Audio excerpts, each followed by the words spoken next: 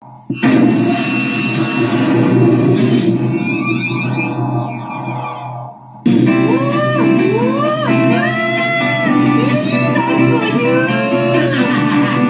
janganlah bimbang, Ikhwan.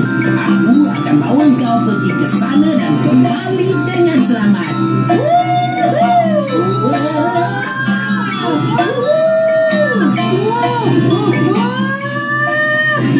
Ikhwan, kenapa kita terbang dalam keadaan terhuyung hayam ni ya?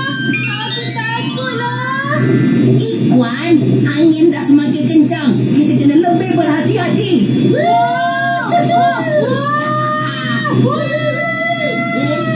Ikhwan, pegang leher aku kuat-kuat. Jangan sampai terlepas.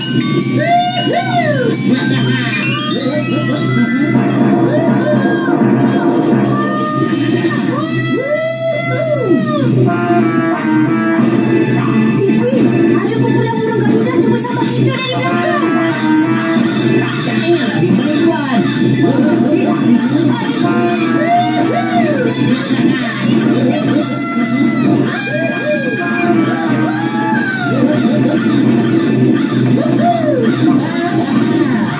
Nasib baik kamu terbang muncul tepat pada masanya. Alhamdulillah.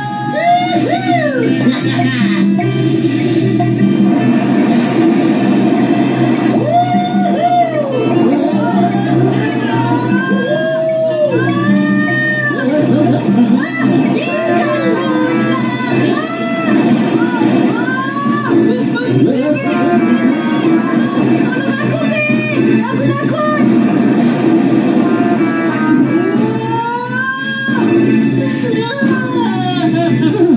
Relaxlah, Ikhwan.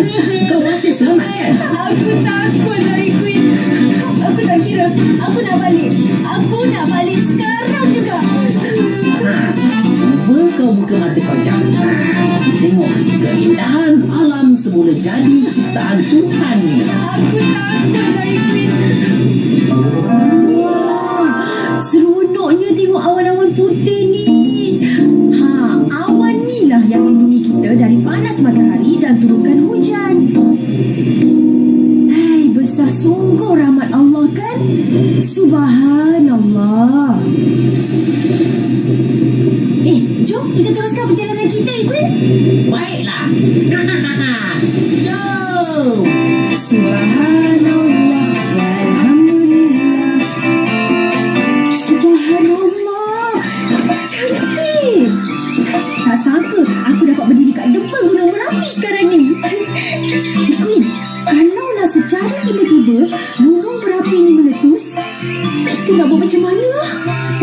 Nak buat macam mana lagi? Cabut larilah. Ikhwan, macam mana gunung berapi boleh terbentuk? Macam ni. Sebab dekat bawah permukaan bumi ni terdapat gas, abu dan batu cair yang panas. Itu sebab rekahan boleh terjadi dekat atas permukaan bumi. Oh, macam tu rupanya. Lepas tu, macam mana pula lava boleh terjadi, Ikhwan? Yelah, bila jumlah air dalam kawah bawah permukaan gunung berapi bertukar menjadi lembing besar, lavanya akan terkeluar dari dalam bumi melalui rekahan atas permukaan bumi. Berapa suhu kepanasan lava tu, Ikhwan? Kepanasan lava boleh mencapai di atas 100 darjah Celsius tau. Wow, kau memang bijak lah, Ikhwan.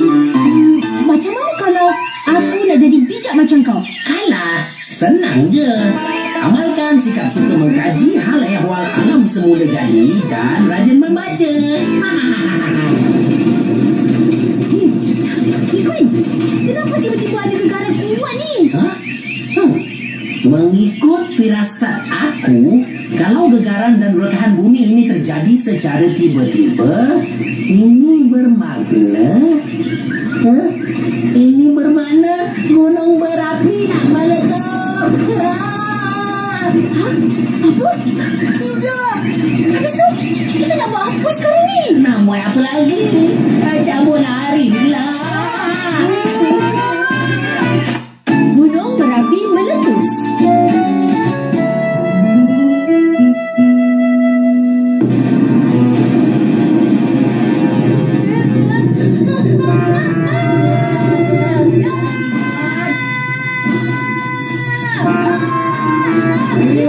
Lari, Puan, lari.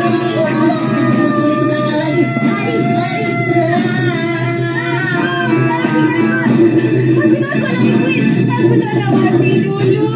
Ibu! Ayah! Bibi!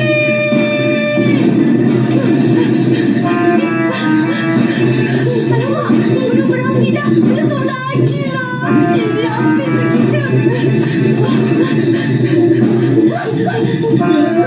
Ibu masih ada peluang untuk selamatkan diri kita, Ikhwan. Jangan putus asa.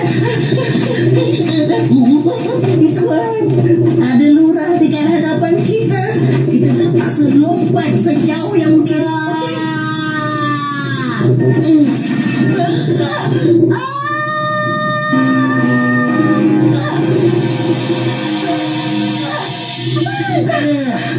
Ikhwan, kau jangan lepaskan tangan ibu ni. Aku masih ada peluang untuk selamatkan kau.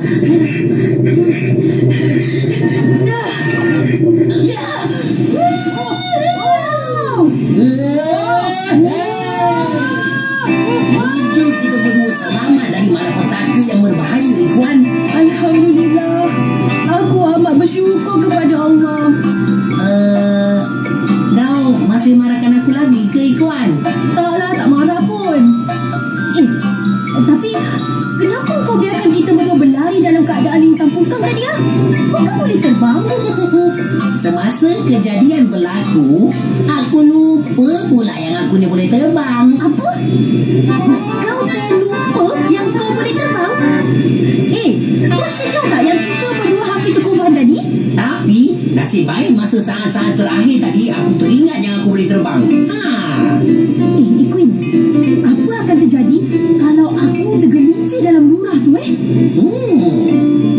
Kau akan membeku dan kemudian bertukar menjadi batu. Seramnya. Seramnya? Tahu pun takut. Ikhwan, sekarang kau faham tak bagaimana gunung berapi boleh berlaku? Dah faham sangat. Dan aku takkan lupakan hari sejarah ni sampai bila-bila, Queen. Terima kasih sebab sudi bawa aku ke sini. Elek, tadi bukan main marah. Kalau kau nak tahu, aku selalu akan merapu tak tentu arah kalau aku berada dalam keadaan ketakutan. Oh, rupanya engkau merapu lah tadi ya. Mana ada?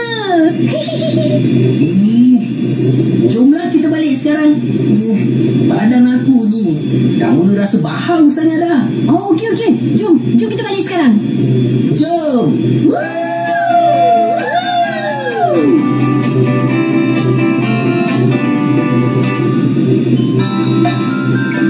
Queen, aku ni dah tak sabar nak balik rumah lah. Pengalaman menakutkan tadi banyak mengisahkan diri aku tau. Kita berdua nyaris terkorban tadi. Aku pun sama, Ikhwan. Nasib baik kau tak apa-apa tadi. Walaupun pengalaman tadi tu memang menakutkan, tapi itu satu pengalaman yang tak mungkin aku boleh lupakan sampai bila-bila.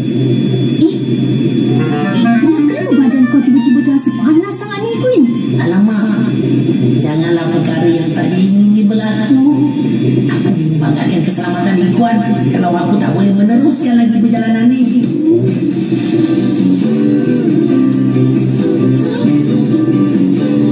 Kau nak tahu tak apa perkara pertama yang aku akan buat bila kita sampai kat rumah nanti?